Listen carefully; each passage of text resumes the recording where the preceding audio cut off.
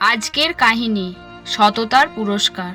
একটি খুব সুন্দরী যুবতী মেয়ে মাত্র 30 বছর বয়সেই বিধবা হয়ে যায়।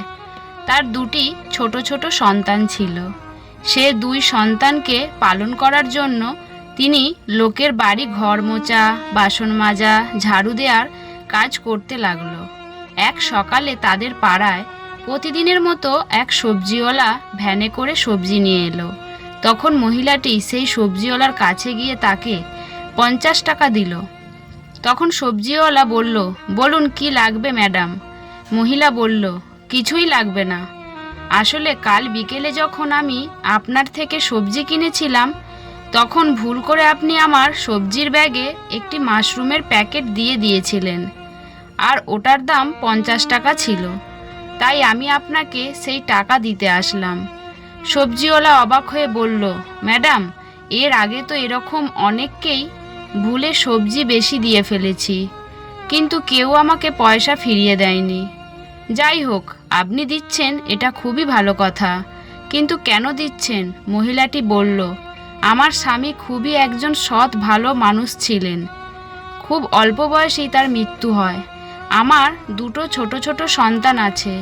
আমার স্বামী মৃত্যুর আগে আমাকে একটি কথা বলে গিয়েছিল, কখনো কারো 1 টাকাও মারবে না, না হলে ভগবান তোমার বাচ্চাদের সাথেও কিছু খারাপ করবে। তাই প্রসঙ্গ যখন বাচ্চাদের, তাই আমি ঠিক করেছি কারো 1 টাকাও কখনো নিজের কাছে রাখবো না। তখন সবজিওয়ালা সেই মহিলার থেকে পয়সা নিয়ে নিল, কিন্তু সে মনে মনে ভাবতে লাগলো, এর আগের সপ্তাহে সে যখন তার মহাজনের কাছ থেকে মাল কিনেছিল হিসেবে গন্ডগোল করে মহাজনকে 500 টাকা কম দিয়েছিল। এর পরের দিন সে যখন সবজি মান্ডিতে সবজি কিনতে গিয়েছিল তখন সে মহাজনের হাতে 500 টাকা দিল। তখন মহাজন তাকে জিজ্ঞাসা করলো, তুমি 500 টাকা আমাকে কেন দিচ্ছ?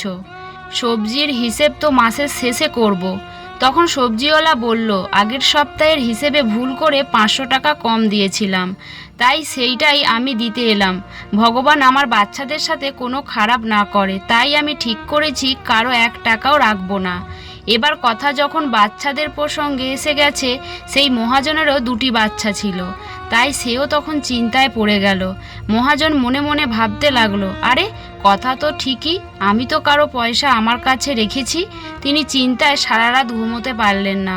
আসলে সে তার বন্ধু মিলে এই সবজির ব্যবসা শুরু করেছিল। তার বন্ধু তাকে ব্যবসা শুরু করতে 5 লাখ টাকা দিয়েছিল। এখন ব্যবসা তো অনেক বড় হয়ে গিয়েছিল, কিন্তু তার বন্ধু ব্যবসা শুরু করার কিছুদিন পর মারা যায়।